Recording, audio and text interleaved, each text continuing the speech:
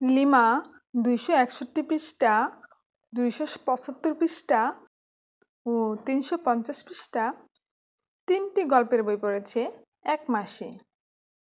সে ওই মাসে মোট কত পৃষ্ঠা বই পড়েছে? এটা আমরা কি করব? কত পৃষ্ঠা বই পড়েছে 3টি বই থেকে একসাথে যোগ করি।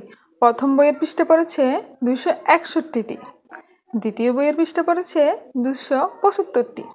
প্রতিটি সংখ্যা বরাবর লিখব। তৃতীয় বইয়ের পৃষ্ঠা পড়েছে 350টি। মোট একসাথে আমরা যোগ করব। সংখ্যাগুলো বরাবর লিখতে হবে কিন্তু। তারপর চলো যোগ করি। করার আগে লিখে নিতে হবে মোট বইয়ের পৃষ্ঠা পড়েছে।